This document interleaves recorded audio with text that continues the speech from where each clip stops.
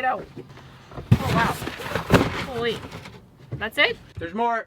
Oh, so many. Wow. Hey friend, welcome to this video. This is Janelle and Ember. Say hello. We got these pieces, parts, and tools to help make some modifications, improvements to the van.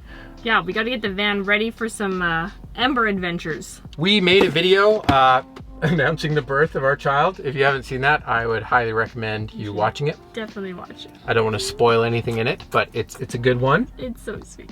And we also made a video talking about some of the regrets we have in our van build currently. So if you haven't seen that, check that out.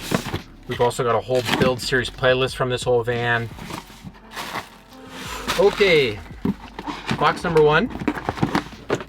We've got a little articulating fan here. Ooh. This is, she sleeps in this area / the car seat is in this area. So I'm trying to get some more fan options to try out to do ceiling mounted fans. So that way we get some nice airflow in the summer for baby Ember. Some wire.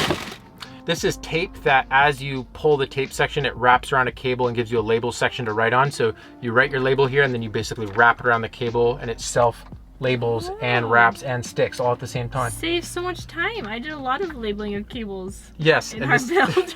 and this actually stays on better than the previous like printout labels we were doing for a lot of cables. And this was like 10 bucks and it's just like, it's just tape, so you just write on it with a Sharpie. A temperature relay, so basically you plug a sensor into it that came with it and we can trigger fans to get airflow going back in our electrical area just to make sure that area doesn't overheat. Let's do this one down. Mom's gonna open a box, Ember. Portable bandsaw blades. Bye-bye. Have a good sleep, Ember. Goodbye. That was awful. Goodbye. Inside this box is a tool that I'm very excited for. So this is a die grinder from DeWalt. It's like a big, more robust version of a Dremel. It's used a lot in auto body shops, but usually the pneumatic one that's connected to air hoses. I don't really use air tools very much, so I thought this battery powered one should be super helpful because I was thinking through how to use my angle grinders for cutting some of the finicky repair and taking apart work that I need to do in this van. And I was doing some research and I was like, oh, a Dremel would be perfect. But then I was reminded that die grinders are a thing and it's much superior for what I'm gonna try to do with it.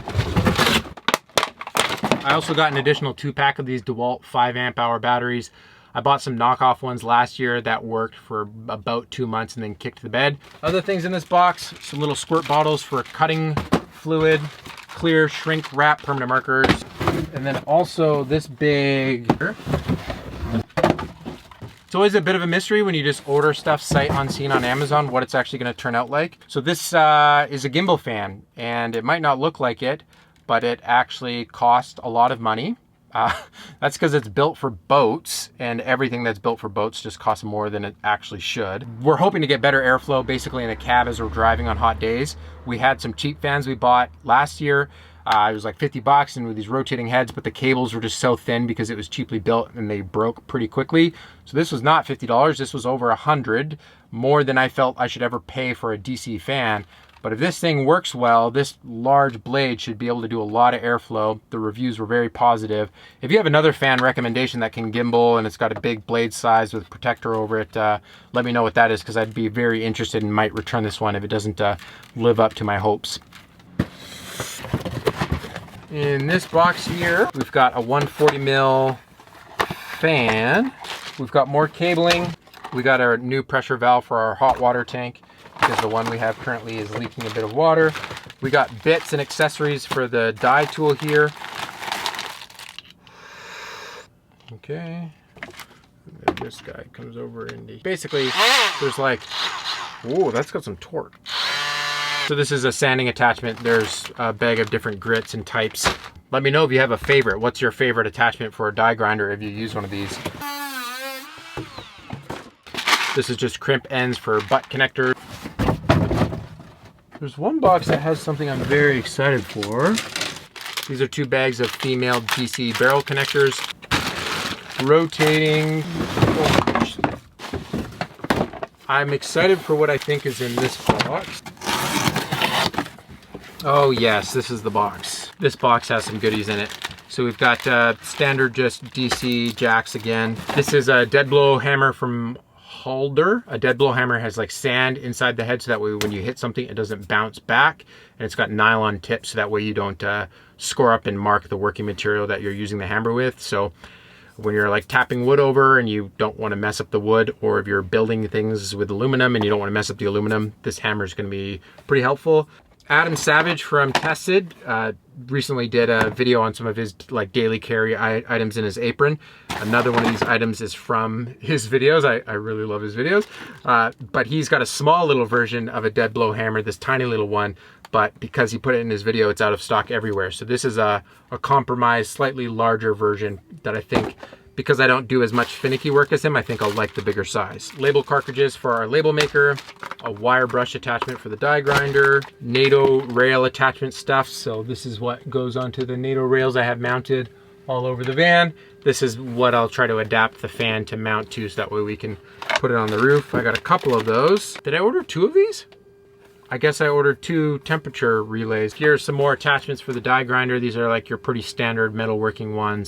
These next 2 tools here, I am very excited for. One of them was a expensive impulse purchase that is way nicer than I need for sure. And this one is a less expensive, less impulse, but still nicer than I probably need. And that is a soldering iron. And it's, again, recommended by Adam Savage from Tested. And my friend Jason from the Everlanders also got this recently and highly recommends it. And I have friends in the FPV drone world that love using these. This one is called the TS100. They have a couple different models from this company. Basically, these are smart soldering irons, so they can sense when you set them down. They can do temperature increase curves. There's all these little things, and it can tell you what the temperature is at the tip, and you can just read out very easily, and it's just got a barrel connector at the end of it there to get it running. This tool here was my impulse purchase of this order. Most of this stuff I'd kind of thought out and added to the cart and built a list over time and just ordered it all at once because we're getting ready to do some of the work. But this was one of those tools that I kind of last minute was like, is there anything else I need? And so when you already have just hundreds of dollars of stuff in your Amazon cart, it doesn't feel that much more to just add one more thing. But I added this hand ratchet to my order, and let me show you this tool. It is beautiful. The packaging is lovely. Now, Wera has an incredible reputation in the machining world. Oh, I love this. Oh, this is so rad. Wow, this build quality is insane. That is so satisfying. And the click, put a new one on. Wow. So I first saw this little ratchet in the build videos by the guy who built the Marble Machine. He's onto the Marble Machine X, and watching his videos is just therapeutic for me. Just him slowly, methodically solving problems and building art with his hands. But he's always working with screws and bolts and tapping threads and then tightening in his own stuff. And whenever I see him just turning this little tool here as he's driving home a bolt, it is so satisfying, and it looks such a pleasure to use. And that's why I wanted one for myself. And it was a little bit of an impulse purchase. It was more expensive than any other mini ratchet that I've ever bought before. But I hope this mini ratchet and this kit serves me very well for the fabricating and building and machining things that I want to keep doing. So hopefully this is an investment where this tool is with me for decades. Can you help me film a quick update with this tool thing? Can you just hold? Look at this cool tool thing.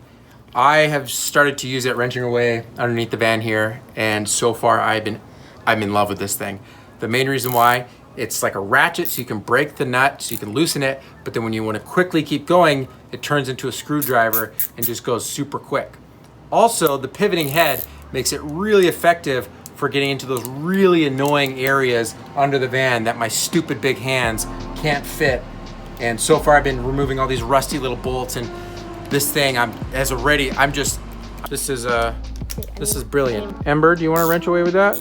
Oh, you're the cutest thing in the world right now. No, look at that big bubble. Well, hi.